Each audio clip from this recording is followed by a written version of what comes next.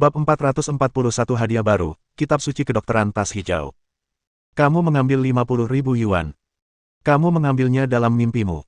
Suara wanita yang galak segera terdengar dari ujung sana. Fatih buru-buru menjelaskan, benar. Tadi, dua mahasiswa datang ke rumah lama kami dan menemukan cangkir keramik di dinding. Mereka ingin mengambilnya. Bolehkah saya setuju? Saya langsung menegur mereka dan menawarkan 50.000. Anak itu terpaksa membayar di tempat dan pergi dengan lesu. Gelas keramik. Gelas keramik jenis apa? Ukurannya kira-kira sebesar telapak tangan. Oh ya, ada beberapa kata tertulis di bawahnya. Apa itu? Sistem perubahan usia Ming. Cheng Hua. Ya. Apa maksudnya ini? Ada keheningan panjang di ujung telepon yang lain. Si gendut tidak mengerti dan terus mengambil pujian. Sayang, kamu senang sekali ya. Cepat puji aku. Saat itu, istrinya tiba-tiba meraung, dasar bodoh. Barang antik Tuan Ming Cheng Hua harganya setidaknya 1 juta, dan kau menjualnya seharga 50.000 yuan. Cepat bawa pulang dua bocah nakal itu. Kalau tidak, jangan pulang. Mata si gendut terbelalak. Jutaan. Siapa bilang begitu? Gelas yang pecah nilainya jutaan. Aku baru saja bertanya pada ahlinya kemarin. Bagaimana ini bisa palsu? Kenapa kau masih berdiri di sana? Cepat bawa dua bocah nakal itu kembali. Si gendut bergidik. Ia buru-buru mengejar Ye Feng dan dua lainnya. Akan tetapi, saat dia keluar, pihak lainnya sudah menghilang. Dia buru-buru menghentikan dua pekerja. Dua bocah nakal itu. Bagaimana dengan mahasiswa? Mereka pergi. Ke arah mana dia pergi? Di sana. Si gendut mendapat petunjuk dan segera mengejarnya. Kedua pekerja itu mengingatkannya lagi, saya sarankan Anda jangan buang waktu. Orang itu mengemudi sangat cepat. Anda tidak akan bisa mengejarnya. Ya, dia pergi dalam sekejap mata. Ketika si gendut mendengar hal ini, dia merasakan kakinya lemas dan dia terjatuh ke tanah. Matanya tak bernyawa dan wajahnya pucat pasi.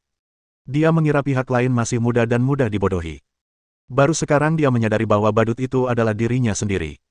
Bagaimana mungkin mereka berdua mahasiswa? Mereka hanyalah dua rubah kecil. Mereka telah menipunya hingga kehilangan harta senilai jutaan dolar. Dia bahkan ingin mati sekarang. Bagaimana dia akan menjelaskannya kepada istrinya saat dia kembali malam ini?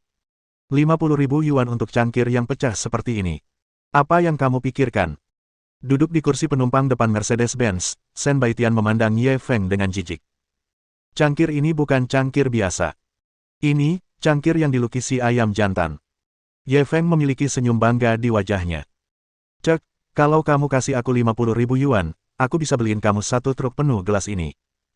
Shen Baitian tidak dapat menahan diri untuk tidak mengeluh. Orang bodoh itu tidak bersalah. Siapa yang kau sebut bodoh? Jangan ragu. Aku sedang membicarakanmu. Aku akan menggigitmu sampai mati. Shen Baitian menjadi marah karena terhina dan membuka mulutnya untuk menggigitnya. Jangan main-main. Aku yang nyetir. Ye Feng buru-buru menghentikannya. Kamu bisa melakukan panggilan video ke kakekmu dan biarkan dia melihat apakah cangkir ini bernilai 50.000 yuan. Kakekku tidak sebodoh dirimu, gumam Shen Baitian, tetapi dia tetap memanggil kakeknya Shen Guanlin. Panggilan video pun segera tersambung. Shen Guanlin muncul di layar ponsel dengan senyum penuh kasih sayang. Tian, kenapa kamu ingin menelepon kakek hari ini? Kakek, aku tidak tahu apa yang salah dengan Ye Feng barusan. Dia bahkan menghabiskan 50.000 yuan untuk membeli cangkir yang pecah. Tolong beri aku saran, Shen Baitian langsung mengeluh kepada kakeknya. Kamu bersama Ye Feng. Mau kemana? Apa cuma kalian berdua? Shen Guanlin langsung bersemangat. Kakek, fokusmu salah. Intinya, dia menghabiskan 50.000 yuan untuk secangkir. Shen Baitian segera bertindak genit. Oh, cangkir apa? Boleh aku lihat? Ketika Shen Guanlin mendengar bahwa Ye Feng lah yang membelinya, minatnya pun terusik. Shen Baitian segera mengarahkan kamera ke cangkir porselen. Yang ini. Bagaimana mungkin cangkir seburuk itu bisa bernilai 50.000 yuan? Shen Guanlin memiliki senyum ramah di wajahnya. Ketika dia melihat cangkir itu, wajahnya membeku. Ini, mungkinkah ini? Itu tidak mungkin. Shen Baitian melihat bahwa dia tampak seperti melihat hantu dan buru-buru bertanya, kakek, ada apa? Shen Guanlin menggosok matanya. Kalau tidak salah, ini seharusnya ayam dacai Ming Cheng Hua, kan? Shen Baitian membalik cangkirnya. Ini memang buatan Cheng Hua, dinasti Ming. Shen Guanlin tersentak. Kalau cangkir ini asli, harganya terlalu mahal. Shen Baitian menatapnya dengan bingung. Seberapa berharganya benda ini? Apakah nilainya 50.000? Shen Guanlin terhibur dengan kata-katanya. 50.000. Kalau cangkir ini asli, nilainya setidaknya 100 juta. Wajar kalau ada pembeli yang bernasib baik menjualnya seharga 200 hingga 300 juta yuan. Tangan Shen Baitian gemetar dan dia hampir menjatuhkan cangkirnya. Namun, reaksinya masih relatif cepat. Tepat saat hendak membuangnya, ia buru-buru meraihnya erat-erat. Kakek, apa kakek bercanda? Gelas ini harganya ratusan juta. Tahun 2014, ada mangkuk ayam yang bentuknya persis seperti ini. Harganya selangit, 800 juta, apa kau pikir aku bercanda? Ketika Shen Baitian mendengar kata-kata kakeknya, dia benar-benar tercengang. Dia awalnya mengira Ye Feng menghabiskan 50.000 yuan untuk membeli cangkir keramik, dan dia punya terlalu banyak uang untuk dibelanjakan. Baru setelah mendengar penjelasan kakeknya, dia menyadari betapa bodohnya dia. 50.000 yuan untuk harta karun senilai hampir 300 juta yuan. Ini benar-benar suatu keajaiban. Dan dia cukup beruntung menjadi saksi keajaiban ini. Kalau pemilik asli cawan ini tahu nilai sebenarnya, pasti dia akan muntah darah karena marah, kan? Dia begitu terkejut hingga dia tidak dapat sadar kembali untuk waktu yang lama. Dia hanya menatap kosong ke arah mangkuk ayam itu. Seolah-olah dia ingin melihat berapa nilainya yaitu 800 juta. Ye Feng tidak mempedulikannya. Ia fokus mengemudi. Pada saat yang sama, pemberitahuan sistem berdering di telinganya lagi. Selamat kepada tuan rumah karena telah menyelesaikan navigasi peluang, hadiah sistemnya adalah keterampilan medis kitab suci tas hijau. Ketika dia mendengar hadiah sistem, dia mengerutkan kening. Pengobatan Cina. Bab 442 bakat itu seperti kehamilan. Karena opini publik di internet beberapa tahun ini, Ye Feng masih agak menentang pengobatan Tiongkok dari lubuk hatinya. Dia merasa bahwa ini adalah pseudosains dan tidak ada gunanya. Oleh karena itu, ketika dia mendengar bahwa sistem telah menghadiahinya seperangkat obat-obatan Cina, dia terkejut. Dia tidak terlalu gembira. Dia bahkan merasa bahwa sistem reward kali ini sungguh kurang. Dibandingkan dengan hadiah sebelumnya, ini adalah perbedaan yang sangat besar. Tepat saat dia merasa bingung, dia menyadari bahwa Shen Baitian sedang memijat kaki dan bahunya, seolah-olah dia kesakitan. Ada apa? Kamu merasa tidak enak badan? Shen Baitian mengangguk. Akhir-akhir ini, aku begadang untuk mengerjakan tesis kelulusanku. Aku juga menyetir terlalu lama. Rasanya pegal sekali. Ye Feng merenung sejenak. Ia menghentikan mobilnya di pinggir jalan. Berikan aku kakimu. Ah! Shen Baitian tertegun saat mendengar itu. Ku bilang, berikan kakimu. Aku akan memijatnya. Ye Feng melihat keraguannya dan mendesaknya lagi. Tidak, tidak, tidak. Tidak perlu, aku akan menekannya beberapa kali sendiri. Dia masih sedikit malu. Hentikan omong kosongmu, cepatlah. Ye Feng tidak memiliki banyak kesabaran. Shen Baitian tidak punya pilihan lain selain melepas sepatunya perlahan-lahan, memperlihatkan dua kaki kecilnya yang indah dan halus. Apakah kamu tahu cara memijat? Dia agak ragu dengan kemampuan Ye Feng, lagi pula, dia belum pernah mendengar Ye Feng tahu hal ini sebelumnya. Ye Feng tidak berkata apa-apa lagi. Ia meletakkan kakinya di atas kakinya. Kemudian, ia membengkokkan jari-jarinya membentuk kait dan menekan kuat titik akupuntur Yongkuan di telapak kakinya sesuai dengan teknik medis sutra kantong hijau. Itu menyakitkan. Kaki Shen Baitian yang panjang dan ramping segera diluruskan, dan kedua kaki kecilnya segera melengkung. Dia secara tidak sadar ingin membebaskan diri. Namun, pergelangan kakinya diikat erat oleh Ye Feng, dan dia tidak bisa melepaskan diri sama sekali. Jari-jari Ye Feng sangat lincah, dan bergerak cepat di sekitar kakinya. Berkat keterampilan pengobatan sutra kantong hijau, ia sudah mengetahui titik-titik akupuntur tubuh manusia seperti punggung tangannya. Oleh karena itu, titik akupuntur yang ditekannya semuanya sangat akurat. Ah, Ye Feng, jangan. Shen Baitian merasakan seluruh tubuhnya mati rasa, dan tubuhnya mulai berputar-putar dengan tidak beraturan.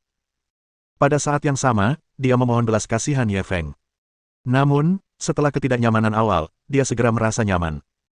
Dia merasakan arus hangat mengalir dari telapak kakinya dan dengan cepat menyelimuti seluruh tubuhnya. Dia tidak dapat menahan diri untuk tidak mengeluarkan erangan pelan. Tetapi jika dia benar-benar mengeluarkan suara seperti itu akan sangat memalukan. Shen Baitian hanya bisa menggigit jarinya dan berusaha tidak mengeluarkan suara apapun.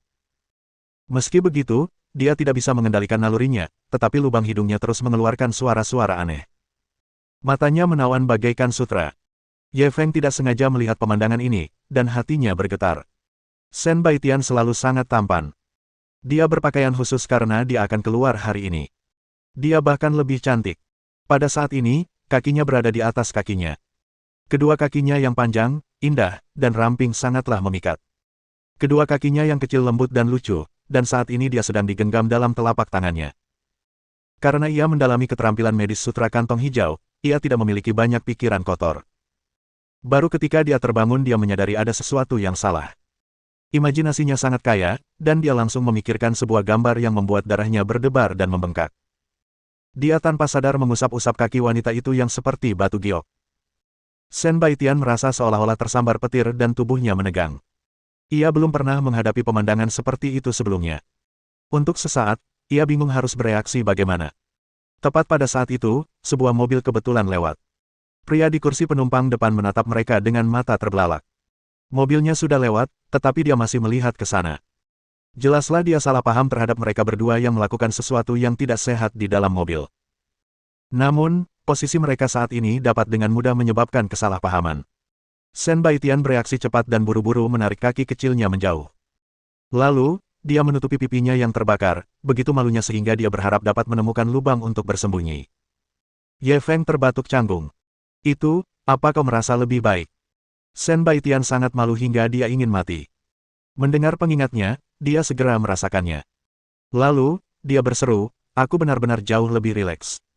Semua rasa lelah di tubuhku telah hilang. Bagaimana caranya? Dia tidak bermaksud menyanjungnya, tetapi dia bisa merasakan perubahan pada tubuhnya. Memang jauh lebih nyaman daripada sebelumnya. Rasanya seperti beban berat telah dibuang. Rasanya sangat nyaman. Ye Feng sangat puas dengan hasil ini. Ia tersenyum bangga. Karena kemampuan medisku luar biasa, panggil saja aku Dokter Ilahi Ye di masa depan. Shen Baitian menatapnya kosong. Kau benar-benar tahu ilmu kedokteran. Kenapa aku tidak tahu? Ye Feng tersenyum bangga. Aku tahu banyak. Bagaimana aku bisa memberitahumu semuanya? Bakat itu seperti kehamilan. Semakin lama seseorang hamil, semakin jelas hasilnya. Shen Baitian ingin membalas ketika dia melihat ekspresi puasnya. Akan tetapi, dia benar-benar tidak dapat menemukan alasan untuk membantah. Dia benar-benar terkejut. Orang ini seperti harta karun. Ketika Anda pikir Anda telah menggali sampai akhir, dia akan selalu secara tidak sengaja memberi Anda kejutan baru. Karena dia terlalu terkejut, adegan canggung tadi menjadi jauh lebih samar. Mereka berdua mengobrol dan tertawa saat mereka segera melaju ke kota Binhai. Shen Baitian telah memutuskan tempat menginap sebelumnya. Ye Feng awalnya mengira itu paling-paling hanya hotel-hotel mewah. Namun, saat ia berkendara menuju tujuannya, ia menyadari bahwa ia salah. Dan dia salah besar. Ini bukan hotel, tetapi villa mewah.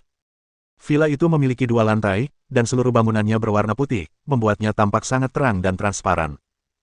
Yang lebih penting, villa ini dibangun di tepi laut. Membuka jendela, orang bisa melihat pantai di luar. Bagaimana, apakah kamu puas dengan pengaturanku? Shen Baitian segera menatap Ye Feng dengan ekspresi meminta pujian. Ye Feng tak kuasa menahan senyum getir. Kami hanya keluar untuk bersantai, apa perlu menghabiskan begitu banyak uang? Menurut tebakannya, sewa harian villa ini setidaknya puluhan ribu, kan?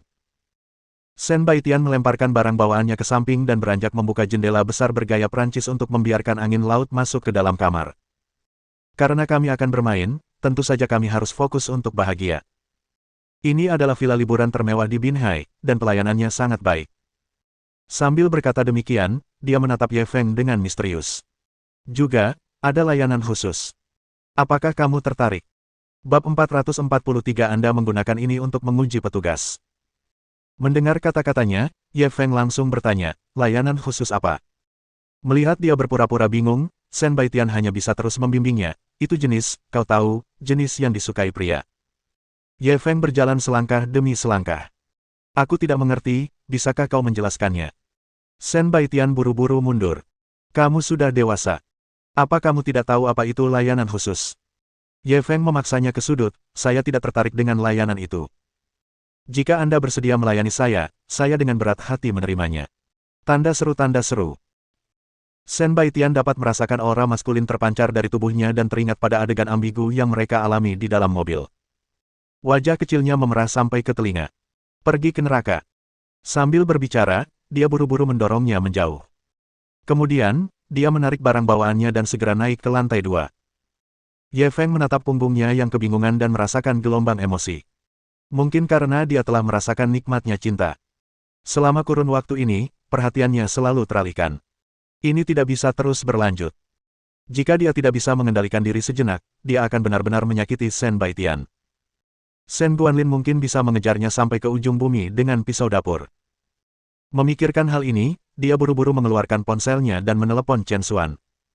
Saudari Xuan, bagaimana pengaturan di pihakmu? Semuanya sudah diatur. Kita tinggal menunggu konferensi dimulai. Kenapa kamu meneleponku? Aku merindukanmu. Kita baru berpisah kurang dari sehari. Bisakah kamu berhenti bertingkah seperti anak kecil? Tapi aku benar-benar merindukanmu. Menurutmu, apa yang harus kulakukan? Aku lupa memberitahumu, aku juga di kota Binhai. Kamu juga di kota Binhai. Kenapa kamu di sini? Keluar dan bersantailah. Oh, bagus juga. Kalau begitu, kamu harus santai. Kamu mau ikut denganku malam ini? Tidak, aku masih harus menghafal naskah dan menyiapkan presentasi PowerPoint. Aku tidak bisa pergi sama sekali. Ada satu hal lagi yang lupa aku katakan padamu. Aku datang ke sini bersama Shen Baitian. Kita tinggal bersama. Apa? Kalau begitu, beritahu aku lokasinya. Aku akan mencarimu setelah selesai. Lebih seperti itu. Ye Feng menutup telepon dengan puas. Dia tenggelam dalam kerinduan untuk bertemu secara pribadi dengan seorang wanita cantik malam ini. Pada saat ini, dia mendengar Shen Baitian batuk di belakangnya. Dia dengan santai menoleh dan meliriknya. Telepon itu jatuh ke tanah. Matanya hampir menatap lurus ke arahnya. Shen Baitian telah berganti dengan gaun pantai putih yang menyegarkan. Pinggangnya yang indah dan kakinya yang jenjang di balik rok pendeknya sangat menarik perhatian. Dia mengenakan sepasang sandal putih. Jari kakinya seperti bawang hijau, dan kukunya dicat merah muda. Itu membuat hati seseorang gatal. Bagaimana? Bagus, kan? Aku baru saja membelinya, kata Shen Baitian sambil berputar. Ekspresi Ye Feng berubah muram. Kau pakai baju apa? Kau pakai ini untuk menguji petugas. Siapa yang tahan uji seperti itu? Cepat ganti baju. Shen Baitian sedikit kesal. Ada apa? Aku masih punya bikini untuk dipakai besok. Ye Feng semakin marah mendengarnya. Kamu bisa pakai baju seperti itu. Kamu, nggak takut kecoklatan. Cepat ganti bajumu pakai baju lengan panjang. Shen Baitian langsung marah. Kenapa? Kurasa tidak ada yang salah dengan gaun ini. Kau benar-benar kuno. Dengan itu, dia hendak pergi. Ye Feng menghentikannya. Kamu mau berubah? Kalau kamu tidak mau, aku akan membantumu berubah. Lalu, dia berpura-pura melepas pakaiannya. Ah, teriak Shen Baitian dan berlari ke lantai 2. Sebelum memasuki kamar tidur, dia tak lupa meringis padanya. Orang tua. Setelah beberapa saat, dia berganti pakaian menjadi gaun putih dan berjalan keluar. Kali ini, gaunnya tertutup rapat, bahkan ujung gaunnya sampai menutupi mata kakinya. Baru kemudian Ye Feng mengangguk puas. Inilah yang kusebut pakaian. Shen Baitian memutar matanya. Apa arti estetikanya? Dengan itu, dia keluar. Namun, ketika dia berbalik, dia tidak dapat menahan senyum. Dia pernah mendengar orang berkata bahwa hanya orang luar yang menginginkan Anda mengenakan pakaian sesedikit mungkin. Hanya orang-orang yang mencintaimu yang menginginkanmu berdandan semaksimal mungkin di luar ruangan. Ini seharusnya menjadi semacam sikap posesif. Mungkinkah? Apakah dia posesif padanya sekarang? Hehe. Ye Feng juga berjalan keluar. Sebenarnya pikirannya tidak serumit itu. Dia hanya merasa jika dia keluar dengan pakaian seperti itu, pasti akan menarik perhatian banyak pria. Bahkan mungkin menimbulkan beberapa masalah yang tidak perlu. Kali ini dia sedang berlibur dan hanya ingin bersantai. Dia tidak ingin mempunyai konflik dengan siapapun. Namun, Ye Feng jelas meremehkan pesona Shen Baitian. Meski ia sudah terbungkus rapat, jumlah kepala yang menoleh masih sangat tinggi. Mereka yang semula bermain di pantai menghentikan pergerakannya dan menoleh. Ye Feng tak kuasa menahan perasaan tak berdaya. Kurasa kau juga harus menutupi wajahmu, agar tak banyak orang yang melihatmu. Shen Baitian tak kuasa menahan diri untuk melotot padanya. Kau menyalahkanku karena cantik. Lebih baik aku di rumah saja dan tidak keluar. Ye Feng langsung mengangguk setuju. Kurasa begitu. Shen Baitian memutar matanya lagi. Antik sekali. Setelah berkata demikian, matanya tiba-tiba berubah. Dia sengaja memperlambat langkahnya, lalu mengangkat air laut dan memercikkannya ke tubuhnya. Ye Feng disergap, dan dia langsung melakukan serangan balik. Kedua tangannya tampak dilengkapi dengan motor saat ia terus-menerus memercikkan air ke arahnya. Shen Baitian segera berteriak dan menghindar kemana-mana. Keduanya terus bertarung tanpa henti. Banyak pria di pantai merasakan darah mereka mendidih. Banyak orang memandang Ye Feng dengan benci karena mencuri istri mereka. Mereka ingin segera maju dan melawannya. Bab 444 Buka mata anjing Anda dan lihat dengan jelas. Tepat saat mereka berdua asyik bercanda, tiba-tiba ada dua orang laki-laki yang menghampiri. Halo, cantik, boleh aku foto bareng kamu? Salah satu pria itu menghampiri Shen Baitian dan mengumpulkan keberanian untuk bertanya. Shen Baitian berhenti bermain-main dan menggelengkan kepalanya sambil tersenyum. Maaf, ini tidak nyaman. Pria itu masih enggan menyerah. Jangan khawatir, kami tidak punya motif tersembunyi. Sejujurnya, kami sebenarnya gay dan tidak suka perempuan. Aku cuma merasa kamu terlalu cantik dan ingin berfoto denganmu sebagai kenang-kenangan. Tanda seru, tanda seru. Shen Baitian merasa lega setelah mendengar penjelasannya. Karena pihak lainnya gay, bukan tidak mungkin untuk berfoto dengannya. Bagaimanapun, ini adalah bentuk penegasan kecantikannya. Kalau begitu, baiklah. Pria itu sangat gembira saat mendapat persetujuan. Dia segera menyerahkan telepon itu kepada rekannya dan berjalan ke sisi Shen Baitian. Ye Feng telah memperhatikan keduanya dengan dingin. Pada saat ini, dia melihat orang yang berdiri di samping Shen Baitian perlahan meraih tali bahunya. Orang yang bertugas mengambil foto menyesuaikan sudut dan bersiap untuk mengambil gambar. Dia segera memahami pikiran kotor mereka. Dia pasti ingin mengambil kesempatan untuk menangkap adegan tubuh telanjang Shen Baitian. Memikirkan hal ini, dia segera berlari ke depan, meraih tangan pria itu, dan meremasnya erat-erat. Ah! Sakit, lelaki itu langsung menjerit. Petugas yang bertugas mengambil foto bergegas menghampiri dan menunjuk Ye Feng. Apa yang kau lakukan? Cepat lepaskan. Sebelum dia bisa menyelesaikannya, tangan Ye Feng yang lain terulur secepat kilat dan mencengkeram jarinya. Pria itu juga berteriak dan berlutut di tanah. Adegan ini terjadi begitu tiba-tiba, sedemikian rupa sehingga Shen Baitian masih tertegun di tempat, tidak tahu apa yang telah terjadi. Ye Feng, apa yang kau lakukan? Lepaskan. Shen Baitian bereaksi dan buru-buru mencoba membujuknya. Baru saat itulah Ye Feng melepaskan mereka berdua. Keduanya kembali bebas. Mereka menggosok jari dan pergelangan tangan mereka yang sakit sambil memelototi Ye Feng. Mengapa kamu memukul seseorang tanpa alasan? Iya, kita cuma foto-foto. Kamu harus begitu, kan? Shen Baitian, yang berada di samping, juga menatap Ye Feng. Ye Feng, ada apa? Ye Feng menatap mereka berdua dengan dingin. Kalian berdua sedang apa? Kenapa kalian tidak mengatakan yang sebenarnya? Ketika kedua lelaki itu mendengar ini, mereka langsung berpura-pura bingung. Kita lagi ngapain? Kenapa aku nggak ngerti? Benar. Kita cuma foto sama pacarmu. Masa harus kayak gini? Para penonton mendengar penjelasan mereka dan mulai menyalahkan Ye Feng. Orang ini benar-benar hebat. Dia baru saja berfoto dengan pacarnya. Kenapa dia begitu cemburu? Ya, memangnya kenapa kalau mereka foto bareng? Lagi pula, meskipun cemburu, kita nggak boleh memukul seseorang. Pria seperti ini terlalu berbahaya. Apa dia memperlakukan pacarnya seperti milik pribadinya? Sekali lihat saja, kau bisa tahu dia punya kecenderungan kekerasan. Sayang, aku sarankan kau menjauhi pria seperti itu. Seharusnya bukan cuma karena foto bareng, kan? Apa mungkin ada alasan lain? Apapun alasannya, memukul seseorang adalah tindakan yang salah. Pria yang kejam, sungguh menjijikkan. Meskipun semua orang hanya mendengar beberapa kata, mereka semua menyimpulkan bahwa itu adalah kesalahan Ye Feng dan mulai mengkritiknya. Bahkan Shen Baitian merasa Ye Feng terlalu berlebihan. Meskipun dia sangat senang karena dia cemburu, kecemburuan ada batasnya.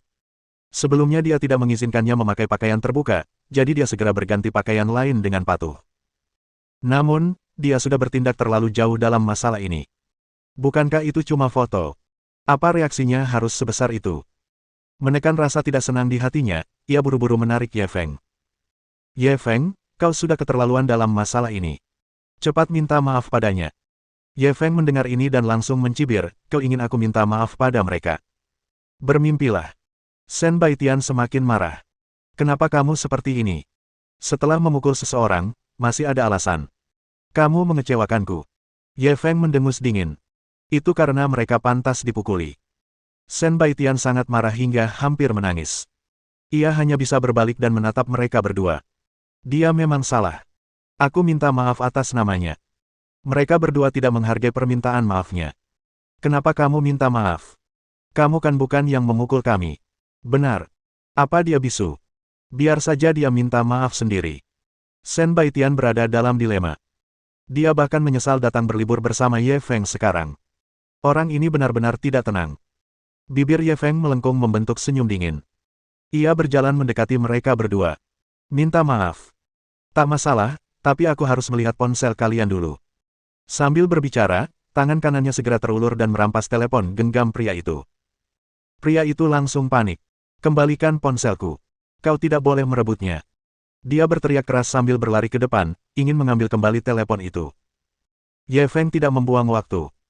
Dia langsung menendang dadanya. Pria itu terlempar mundur dan jatuh dengan keras ke tanah. Pria satunya tidak berani maju dan hanya bisa meminta bantuan. Semuanya, tolong. Dia merampas ponsel kita. Melihat kejadian itu, massa yang ada di sekitarnya pun semakin marah. Kenapa orang ini seperti ini? Apa belum cukup untuk menghajar seseorang? Kenapa kamu malah merampas ponselnya? Ini keterlaluan. Kita tidak bisa membiarkannya pergi hari ini. Dia harus dihukum. Semuanya, bekerja sama untuk menangkapnya dan menyerahkannya ke kantor personalia. Ya, kita tidak bisa melepaskannya begitu saja.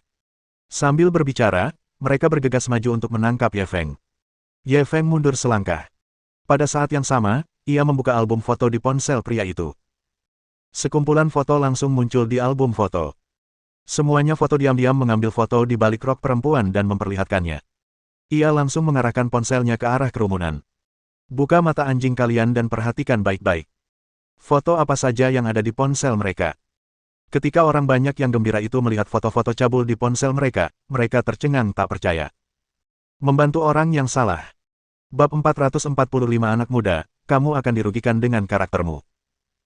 Shen Baitian juga sedikit bingung. Dia baru saja menyalahkan Ye Feng, dan tidak mengerti mengapa Ye Feng memukulnya tanpa alasan. Namun, ketika dia melihat foto-foto di telepon, dia akhirnya mengerti.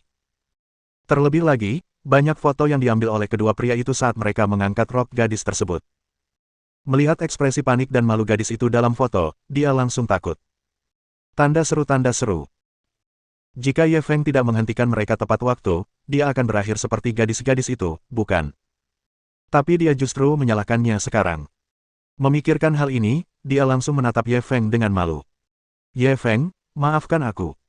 Kerumunan penonton pun merasa makin marah, seakan-akan telah ditipu. Mereka hanya memperjuangkan keadilan bagi kedua orang ini, tetapi mereka tidak menyangka mereka akan menjadi sampah yang lebih buruk dari binatang. Dua binatang buas apa ini? Bagaimana mereka bisa melakukan hal terkutuk seperti itu? Kami hampir tertipu olehmu. Apa kau masih manusia? Semuanya, mari kita bekerja sama dan bawa keduanya ke pengadilan. Benar sekali. Jangan biarkan kedua bajingan ini lolos. Semuanya, serang bersama. Semua orang ribut dan ingin segera menyerbu ke arah kedua orang itu. Mereka berdua begitu ketakutan dengan auranya sehingga mereka mundur berulang kali. Pada saat ini, terdengar teriakan keras dari belakang. Kalian semua sedang mencari mati. Semua orang berhenti dan melihat ke belakang. Mereka melihat beberapa pria bertelanjang dada berjalan dengan agresif. Orang-orang ini semuanya memiliki tato di tubuh mereka, dan mereka tidak terlihat seperti orang baik. Keduanya tampak seperti melihat penyelamat mereka dan segera mendorong kerumunan untuk menyambut mereka. Saudara Biao, kamu datang terlalu cepat. Kalau kamu datang agak terlambat, kita pasti sudah dikuliti mereka. Saudara Biao, itu bertubuh besar, tingginya sekitar 1,8 meter. Tubuhnya penuh bekas luka, dan auranya gagah berani. Tatapan saudara Biao menyapu dengan dingin. Siapa bilang mereka ingin membawa saudara-saudaraku ke pengadilan? Para penonton menatapnya tajam dan menundukkan kepala untuk mundur. Mereka mengira bahwa kedua orang itu hanyalah berandalan biasa, makanya mereka berani keluar menyelamatkan gadis yang dalam kesusahan itu. Pada saat ini, melihat latar belakang pihak lain tidak kecil, mereka tidak ingin menimbulkan masalah bagi diri mereka sendiri, jadi mereka semua mulai mundur. Saudara Biao itu berteriak pada orang-orang itu dan mereka mulai mundur. Ekspresinya menjadi semakin arogan. Ia berbalik dan berjalan menuju Ye Feng dan dua orang lainnya. Nak, kaulah yang membuat masalah, kan? Ekspresi Ye Feng masih normal saat menghadapi sikap saudara Biao yang mengesankan. Kau bicara sebaliknya, kan? Jelas orang-orangmu yang pertama kali membuat masalah. Tidak apa-apa kalau kau tidak mengendalikan bawahanmu, tapi malah kau membuat tuduhan palsu.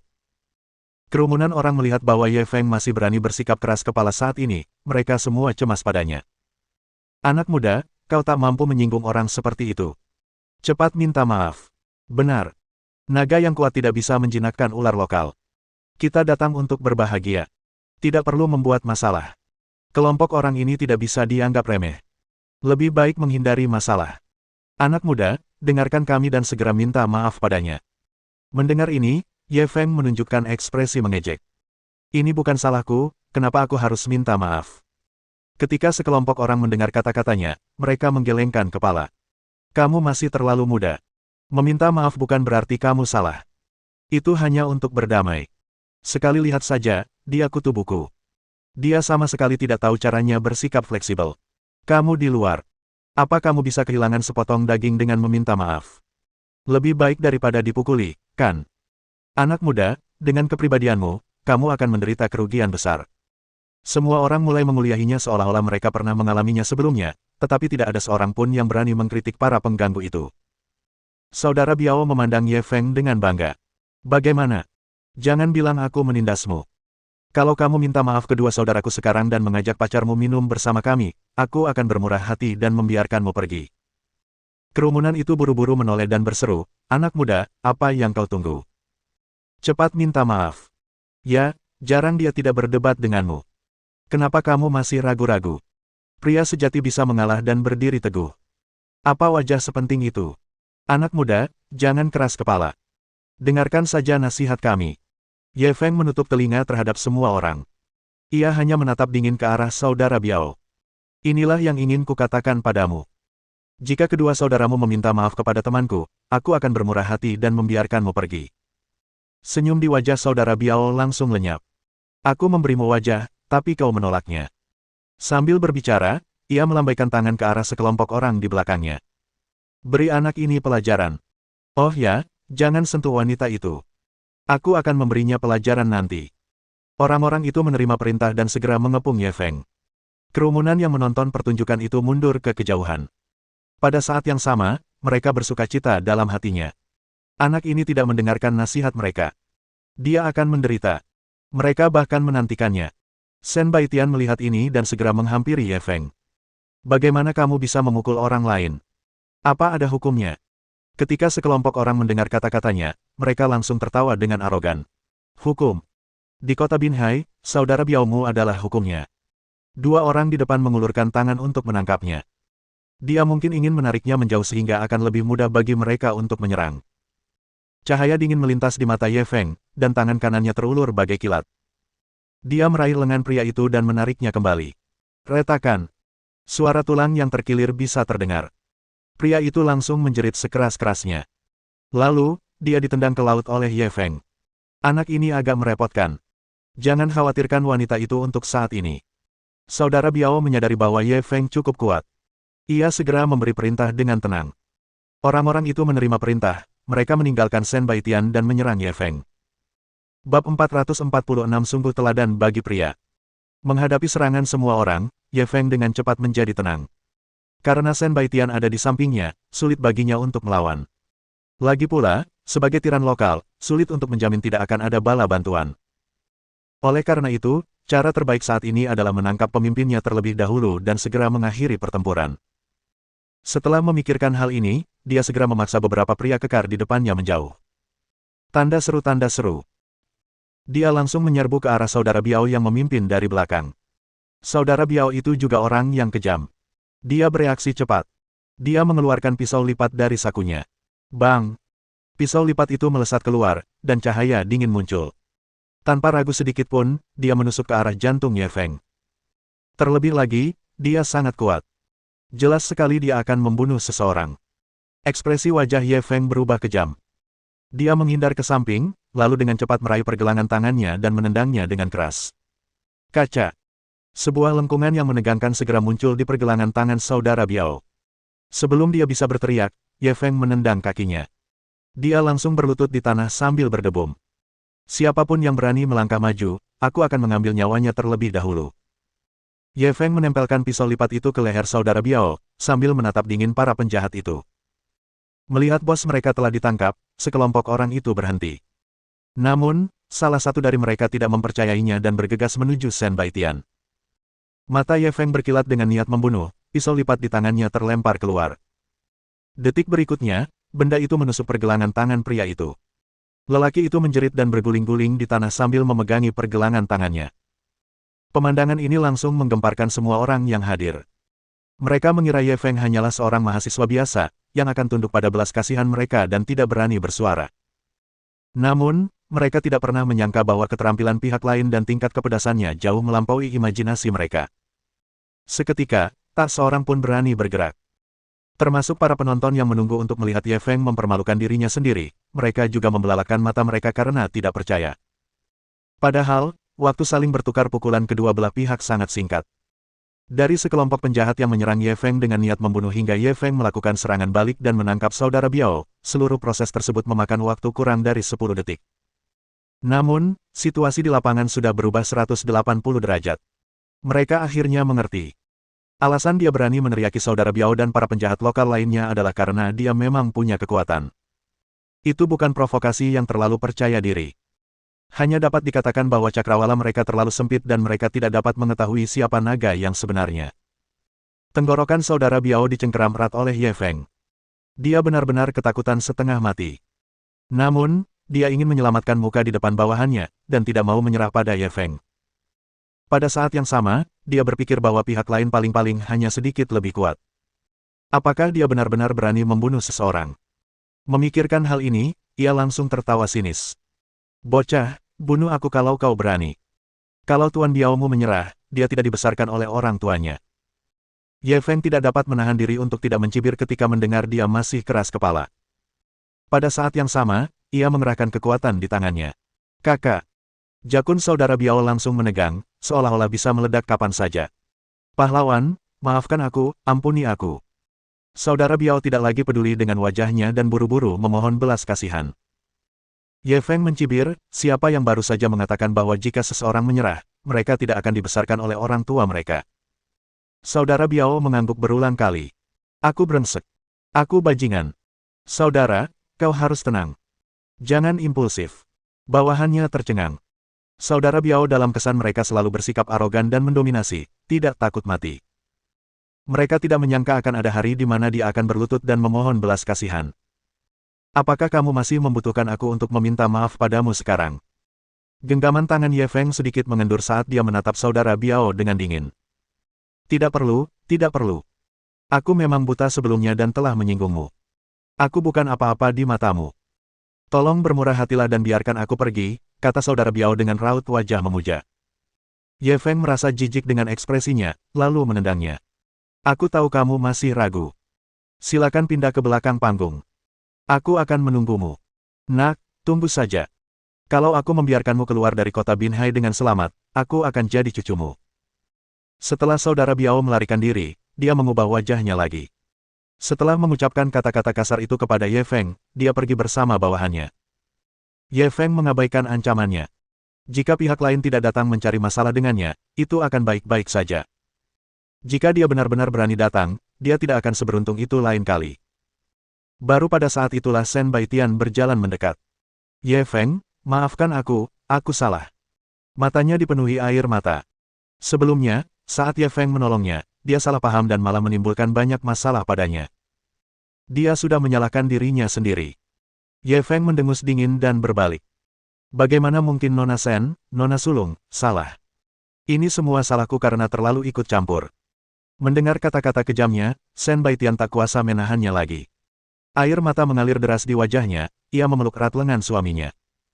Ye Feng, aku benar-benar salah, kumohon. Maafkan aku kali ini. Aku pasti akan mendengarkanmu nanti, oke? Dia terus memohon pada Ye Feng, dan sama sekali tidak peduli dengan citranya. Ketika orang-orang di sekitar melihat kejadian itu, mereka tak kuasa menahan diri untuk mendecak lidah mereka. Shen Baitian benar-benar dewi di antara dewi-dewi. Pada saat ini, dia sebenarnya sedang memohon pada seorang pria tanpa peduli dengan citranya. Ini sungguh tak masuk akal. Tetapi ketika mereka memikirkan kekuatan gila yang ditunjukkan Ye Feng sebelumnya, semua orang mengerti. Mungkin hanya laki-laki sekuat itu yang bisa membuat dewi seperti itu tunduk padanya. Banyak pria berbalik dan melihat ke arah harimau betina di samping mereka, lalu ke arah Shen Baitian yang menangis sekeras-kerasnya, mereka langsung diyakinkan oleh Ye Feng. Adik laki-laki ini benar-benar menjadi panutan bagi para lelaki. Bab 447 misiku adalah mengirim mereka ke neraka.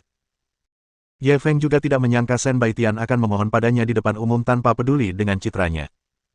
Ia terlahir sebagai bangsawan sejak kecil.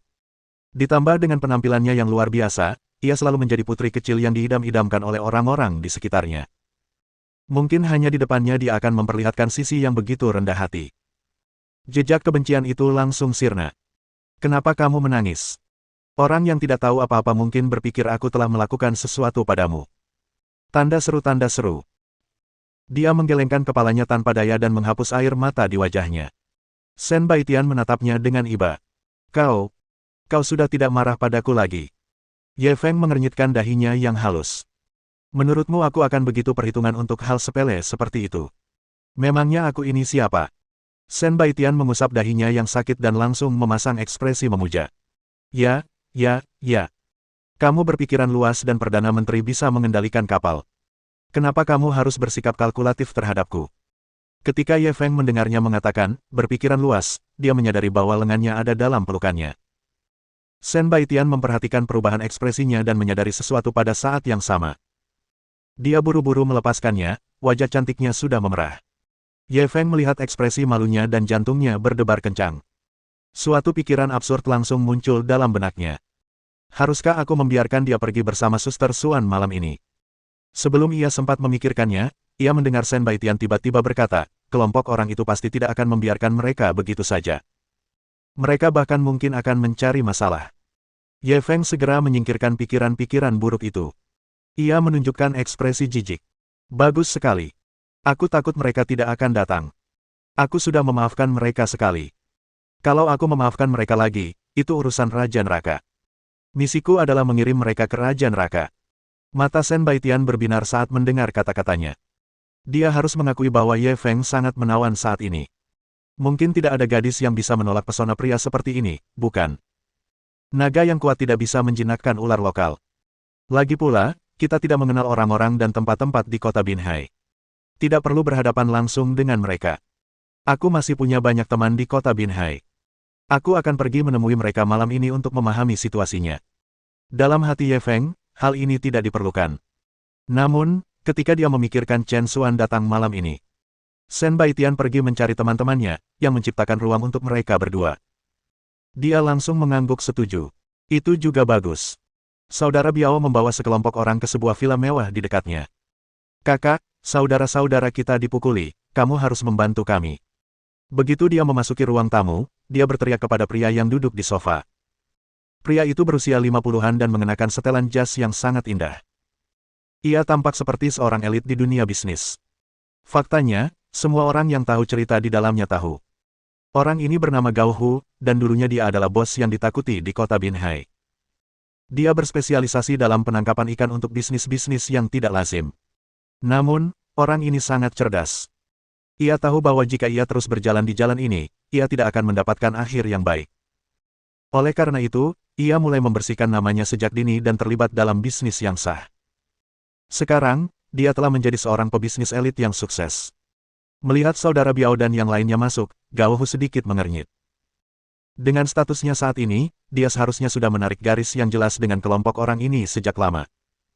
Namun, orang-orang ini telah melewati hidup dan mati bersamanya saat itu. Selain itu, ada beberapa hal yang perlu ditangani oleh orang-orang seperti itu, jadi dia tidak pernah memutuskan kontak dengan mereka.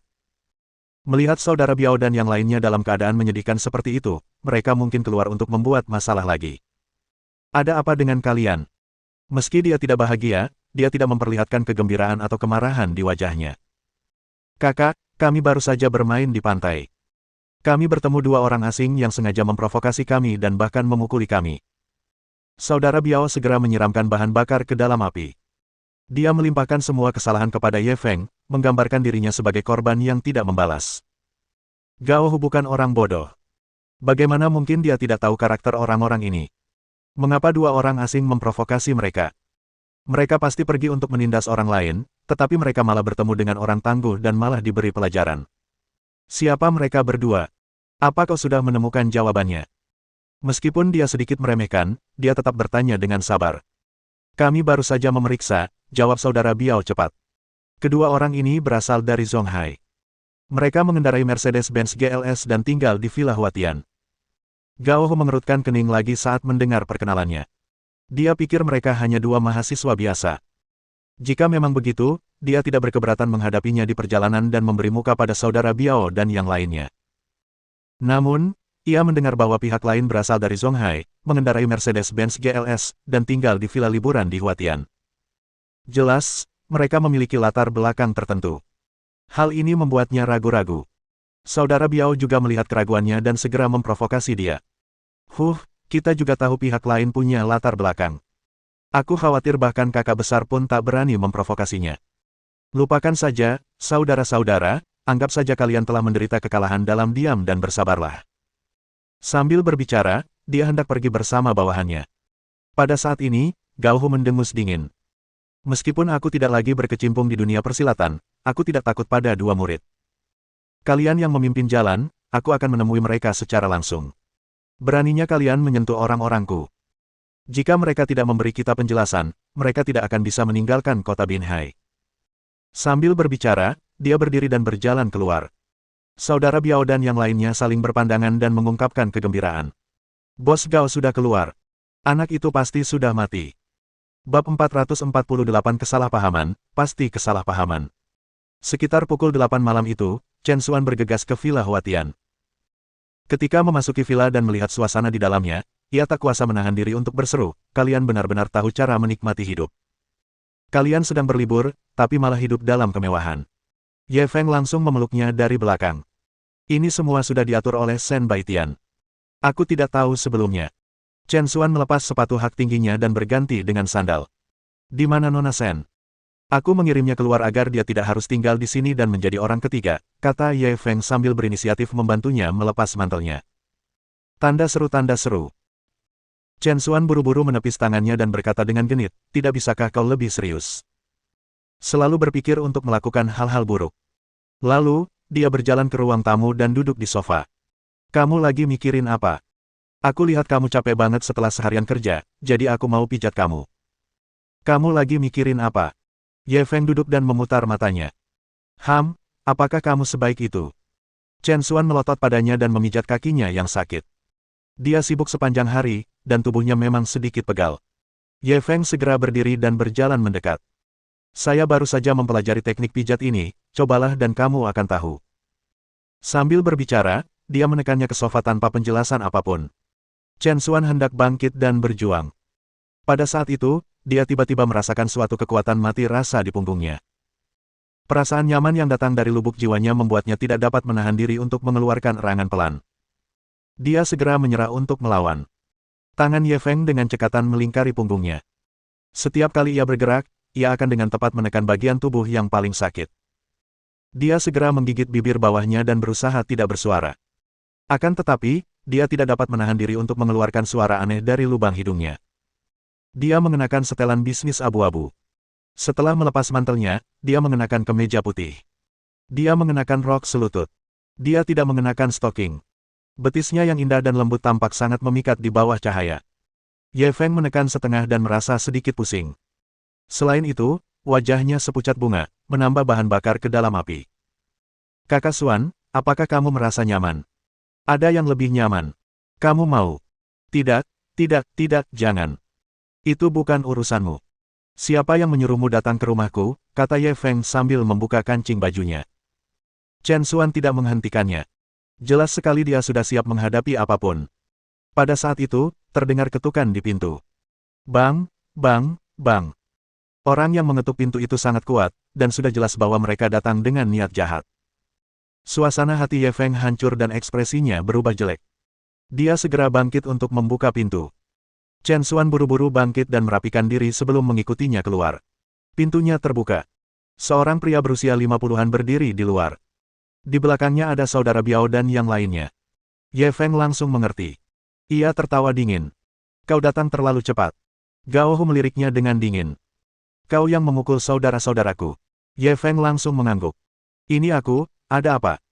Gao Hu menjadi semakin ragu saat melihat penampilannya yang tidak seperti budak ataupun sombong.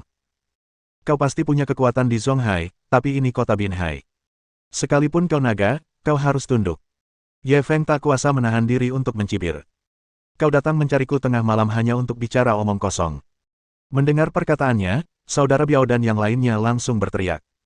Nak, aku khawatir kau masih belum tahu siapa yang berdiri di depanmu. Siapa di kota Binhai yang tidak kenal Bos Gao? Kau menyinggung Bos Gao di kota Binhai. Kau akan mati kali ini. Bahkan surga pun tak bisa menyelamatkanmu. Jika kau tidak ingin mati, cepatlah berlutut dan bersujud pada Bos Gao. Anggap saja kau beruntung, nak. Bos Gao sudah pensiun. Kalau tidak, dia pasti sudah mencincangmu dan memberimu makan anjing. Ye Feng menutup telinga terhadap obrolan mereka. Ia hanya menatap Gao Hu. Kalau ada yang ingin kau katakan, cepat katakan, aku tak mau membuang-buang napasku untukmu. Gao Hu juga sedikit marah. Meskipun dia telah lama pensiun, tidak ada seorang pun di kota Binhai yang berani berbicara kepadanya seperti itu. Tampaknya dia harus membunuh hari ini. Kalau tidak, orang-orang akan benar-benar mengira bahwa Bos Gao telah menjadi kucing yang sakit. Anak nakal Bao, kamu. Dia hendak berbicara. Pada saat ini, Chen Xuan keluar dari dalam. Xiao Feng, apa yang terjadi? Begitu Gao Hu melihatnya, matanya terbelalak tak percaya. Presiden Chen. Kenapa Anda di sini? Chen Xuan menatapnya dengan bingung. Apakah aku mengenalmu? Gao Hu buru-buru memperkenalkan dirinya. Saya melihat Anda di forum Real Estate Dragon Country hari ini. Anda sedang mengobrol dengan Presiden Liu Guangyu saat itu. Saya berdiri di belakang Presiden Liu. Chen Xuan mencoba mengingat, tetapi ia tidak ingat apa-apa. Namun, ia tetap mengangguk sopan. Halo. Bolehkah aku bertanya, kenapa kamu mencari pacarku larut malam begini? Gao Hu membelalakkan matanya karena tak percaya. Pacar? Mungkinkah orang yang memukul saudara-saudaranya adalah pacar Presiden Chen? Bukankah ini terlalu sulit dipercaya? Orang seperti dia mungkin punya prestise tinggi di kalangan penjahat lokal, tapi di mata para petinggi dunia bisnis, dia hanya orang biasa. Di forum Real Estate Negeri Naga, dia hanya pantas menyajikan teh dan air untuk orang-orang penting. Chen Xuan, di sisi lain, dapat berbicara dan tertawa dengan orang-orang hebat itu. Selain penampilannya yang memukau, ia menjadi pusat perhatian di seluruh forum. Banyak tokoh penting berbondong-bondong ingin berteman dengannya, bahkan ada yang ingin menjilatnya. Saat itu, dia diam-diam bertanya-tanya, pria macam apa yang mampu menaklukkan wanita seperti itu. Saat itu, Chen Xuan benar-benar mengakui bahwa Ye Feng adalah pacarnya. Bisa dibayangkan betapa terkejutnya dia. Presiden Chen, mungkin ada kesalahpahaman di sini. Bab 449 tidak ada obat penyesalan di dunia. Salah paham. Apa kau datang ke sini dengan niat membunuh hanya karena kesalahpahaman? Chen Xuan sedikit marah. Dia dan Ye Feng sudah menyiapkan suasana dan hendak masuk ke topik utama, tetapi semuanya dirusak oleh para bajingan ini. Bagaimana mungkin hal ini tidak membuatnya marah? Gao Hu langsung berkeringat dingin. Presiden Chen, beginilah yang terjadi. Dia segera menjelaskan konflik antara saudara Biao dan Ye Feng. Tentu saja, dia tidak menggunakan kata-kata saudara Biao. Sebaliknya, berdasarkan pemahamannya tentang kelompok orang ini dan tebakannya sendiri, dia menjelaskannya lagi. Itu benar-benar sesuai dengan situasi sebenarnya. Bajingan-bajingan ini berani memprovokasi pacar Presiden Chen. Mereka pantas mati. Sambil berbicara, ia tiba-tiba berbalik dan memelototi saudara Biao dan yang lainnya. Kalian semua berdiri di sana untuk apa? Kenapa kalian tidak berlutut dan meminta maaf kepada Presiden Chen? Saudara Biao dan yang lainnya juga mendengar keseriusan masalah ini. Pada saat ini, setelah dimarahi oleh Bos Gao, mereka semua berlutut di tanah. Presiden Chen, kami gagal mengenali Gunung Tai dan menyinggung pacar Anda. Mohon ampuni kami dan jangan ganggu kami. Saudara Biao sudah gemetar ketakutan. Ia tergeletak di tanah dan tak berani bangun. Gao Hu menoleh ke arah Ye Feng lagi. Aku serahkan bajingan-bajingan ini padamu. Kalau kau mau membunuh atau menyiksa mereka, silakan saja. Kau tak perlu malu. Ye Feng tak kuasa menahan diri untuk mencibir, apa hubungannya hidup dan mati mereka denganku? Cepat bawa orang-orangmu pergi. Jangan jadi pengganggu di sini. Meskipun kata-katanya agak tidak menyenangkan, Gao Hu tidak berani menunjukkan ketidakpuasan. Ia segera bergegas pergi bersama saudara Biao dan yang lainnya. Setelah mereka berjalan lebih jauh, sekelompok orang itu berbicara lagi. Kakak, kita diperintah anak ini. Kalau masalah ini sampai terbongkar, orang-orang pasti akan menertawakanmu. Benar sekali, Bos Gao, kita tidak bisa membiarkan anak ini begitu saja. Wanita itu cantik sekali. Kita bisa menjadikannya simpanan Bos Gao. Keberuntungan anak ini dengan wanita sungguh tidak dangkal. Tidak seperti ini di siang hari. Mengganti dua wanita cantik dalam sehari. Sungguh membuat iri. Ekspresi Gao berubah sangat jelek saat dia mendengar bahasa kotor orang-orang ini. Mulai sekarang, kalian jalan sendiri-sendiri, dan aku jalan sendiri-sendiri. Kita urus urusan kita sendiri-sendiri. Mendengar perkataannya, saudara Biao dan yang lainnya langsung menjadi cemas. Kakak, kok bisa ngomong gitu? Kami sudah bertahun-tahun bersama kakak. Apa kakak benar-benar mau putus hubungan dengan kami? Benar, Bos Gao. Saudara-saudara kami telah mempertaruhkan nyawa mereka untukmu selama ini. Kau tidak bisa meninggalkan kami. Dulu, kita sepakat untuk berbagi berkat dan kesulitan bersama. Sekarang setelah kau membersihkan namamu dan menjadi jutawan, apa kau akan mengabaikan kami? Bos Gao, kamu tidak boleh begitu kejam. Ketika Gao Hu mendengar kata-kata mereka, ekspresinya menjadi semakin buruk. Seharusnya aku sudah lama membatasi diri denganmu, tapi aku selalu menjunjung tinggi persaudaraan dan tak bisa bersikap kejam.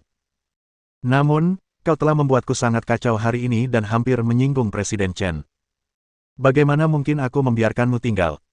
Saudara Biao menatapnya dengan bingung. Saudara, bukankah itu hanya seorang wanita? Apa kau harus setakut itu? Yang lainnya mengangguk setuju. Ya, apakah seorang gadis kecil seseram itu? Apakah ini masih Bos Gao yang kita kenal? Bagaimana dia bisa begitu takut pada seorang wanita? Kemana perginya Bos Gao yang tak kenal takut? Maksudmu, semakin kaya kamu, semakin pemalu. Bos, kamu benar-benar ditakuti oleh seorang wanita. Ketika Gao Hu mendengar kata-kata mereka, wajahnya berubah semakin pucat. Presiden Chen sudah sangat terkejut bisa mencapai prestasi seperti itu di usia semuda itu. Dan orang macam apa pria yang bisa mengendalikan wanita seperti itu? Kau masih belum tahu eksistensi macam apa yang telah kau ciptakan. Aku hanya bisa bilang kalian semua idiot.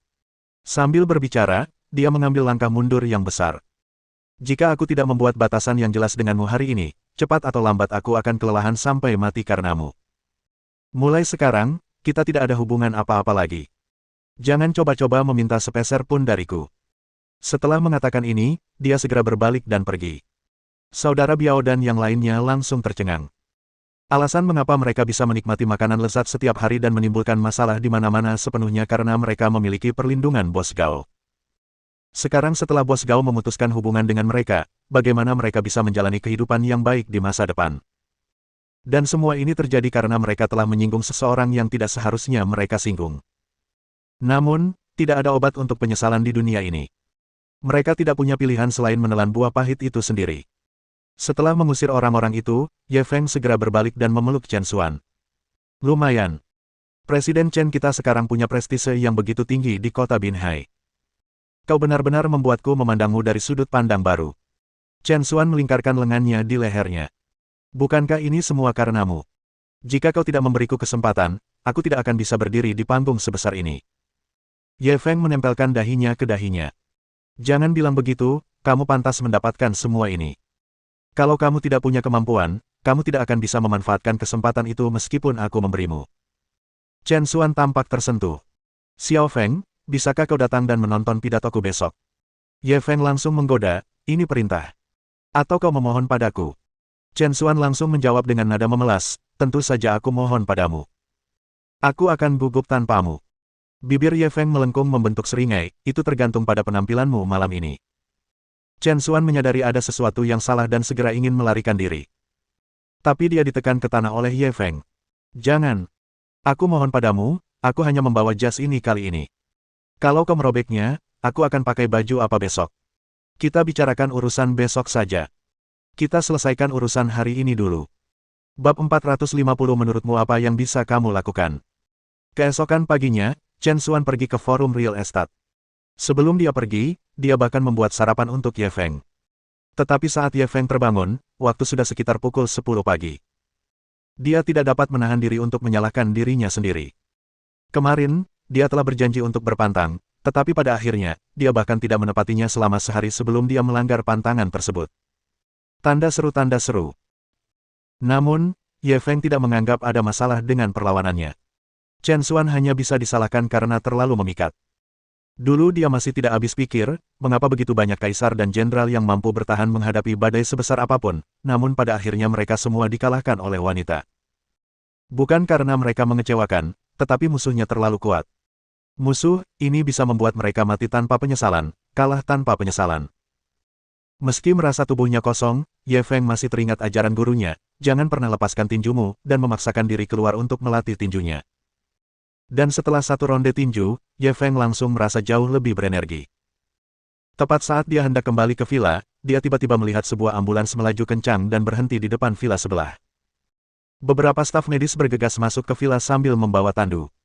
Mungkin karena seseorang tiba-tiba sakit. Ini juga memberinya pengingat. Sepertinya ia harus mengendalikan diri di masa depan.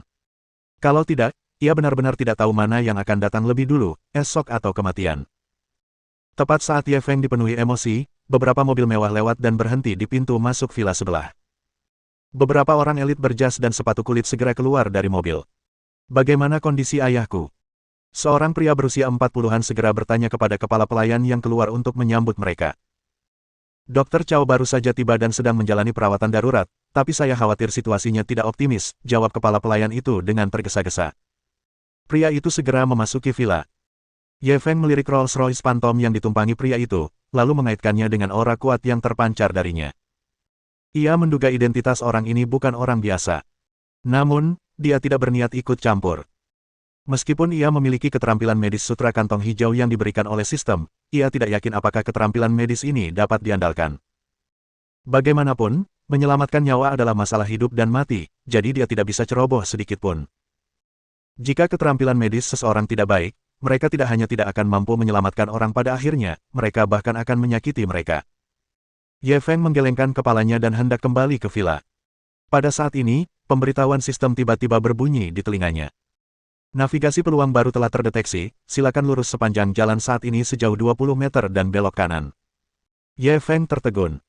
Sepertinya sistem ingin dia menjadi orang yang suka ikut campur. Dia menggelengkan kepalanya tanpa daya dan pergi ke villa sebelah. Saat Ye Feng memasuki ruang tamu villa sebelah, dia melihat keadaannya sudah berantakan. Seorang pria berusia 30-an, mengenakan jas putih, sedang melakukan CPR pada seorang pria tua yang terbaring di tanah. Akan tetapi, mata lelaki tua itu tertutup dan dia tidak bereaksi sama sekali. Dokter itu membuka matanya untuk melihat, lalu duduk di tanah dengan sedih dan menatap pria parubaya yang berdiri cemas di samping. Tuan Luo, maafkan saya sudah berusaha sebaik mungkin. Mendengar ini, pria parubaya itu langsung menariknya. Apa maksudmu? Apa maksudmu dengan berusaha sekuat tenaga? Itukah yang ingin ku dengar? Wajah dokter itu memerah. Pak Luo, biar saya jelaskan. Pak Luo yang tua terkena serangan jantung dan terlambat ditemukan. Ketika saya sampai di sana, jantungnya sudah berhenti berdetak. Pria parubaya itu mendorongnya menjauh. Aku tidak mau dengar omong kosong ini. Keluarga Luo menghabiskan begitu banyak uang untuk mempekerjakanmu sebagai dokter pribadi, bukan untuk omong kosongmu. Selamatkan ayahku segera, atau aku akan membunuhmu. Dokter itu menangis. Jantung Pak Tua Luo telah berhenti berdetak. Bahkan jika Dewa Emas Zenith Heaven datang, dia tidak akan bisa diselamatkan. Ketika lelaki setengah baya itu mendengar ini, dia merasa seperti telah menerima pukulan berat dan hampir pingsan. Pada saat ini, kepala pelayan di sampingnya tiba-tiba berkata, kenapa tidak? Lebih baik cepat bawa dia ke rumah sakit. Mungkin dia masih bisa diselamatkan. Dokter langsung menggeleng. Percuma saja. Rumah sakit terdekat butuh 20 menit. Sudah terlambat. Pria parubaya itu tidak dapat bertahan lebih lama lagi dan terjatuh ke tanah. Ayah, bangun. Buka matamu dan lihat aku. Aku anakmu, Ah Yuan. Ibu Luo Jingyuan meninggal dunia saat ia masih kecil. Ia tumbuh besar bersama ayahnya, yang merupakan orang terpenting dalam hidupnya. Sekarang, orang yang paling penting baginya tiba-tiba meninggal dunia, dan dia bahkan tidak melihatnya untuk terakhir kalinya. Sekalipun ia sudah puluhan tahun berkecimpung di dunia bisnis dan terbiasa dengan berbagai situasi, ia tetap tak sanggup menanggung pukulan sebesar itu. Saat itu, terdengar suara kekanak-kanakan dari ruang tamu. Biar ku coba. Luo Jingyuan merasa salah dengar. Ia menatap kosong ke arah tamu tak diundang di depannya. Luo Jingyuan terpukul hebat, dan otaknya tak mampu mencerna apa yang sedang terjadi. Kau baru saja bilang ingin mencoba. Kau tahu ilmu kedokteran. Mendengar pertanyaannya, Ye Feng tak kuasa menahan keraguan. Bagaimana aku harus menjelaskan ini padamu, aku seharusnya bisa. Dia tidak terlalu percaya diri dengan keterampilan medisnya, jadi dia tidak berani terlalu percaya diri. Namun, bagi semua orang yang hadir, itu agak konyol. Kalau dia tahu, ya sudah. Kalau tidak, ya sudah. Apa yang dimaksudnya dengan, harus mampu melakukannya? Akankah dia melakukannya atau tidak? Dokter pria berjas putih itu menahan amarahnya. Mendengar kata-katanya, ia langsung mencibir. Siapapun yang berani berpura-pura jadi dokter sekarang. Tunjukkan sertifikat kualifikasi medismu. Ye Feng mengangkat bahu, aku tidak memilikinya. Oh, mahasiswa. Kamu kuliah di fakultas kedokteran mana? Saya juga bukan mahasiswa kedokteran. Hahaha, ini lucu sekali. Pertama, kamu tidak punya kualifikasi akademis, dan kedua, kamu tidak punya kualifikasi untuk praktik kedokteran. Mendengar ejekan dokter pria itu, banyak orang yang hadir ikut tertawa. Menurut mereka, pemuda di hadapan mereka ini barangkali tahu bahwa pemilik rumah ini punya kekuasaan, sehingga ia ingin memanfaatkan kesempatan itu untuk menipu orang. Ekspresi Ye Feng berubah meskipun semua orang menertawakannya. Kamu punya gelar dan kualifikasi untuk berpraktik kedokteran, tapi kamu tidak bisa menyelamatkannya, kan? Begitu dia mengatakan hal itu, semua orang terdiam. Mohon dukungan dari omom ante-ante sekalian, buat subscribe atau sharekan novel Mimin ke Facebook kalian, agar channel Mimin bisa terus berkembang. Dengan begitu, Mimin bisa lebih semangat untuk up novel seru lain ke depannya. Sekiranya ada kebutuhan buat subback, silakan inbox Mimin atau tuliskan di kolom komentar, Mimin dulukan dengan ucapan terima kasih.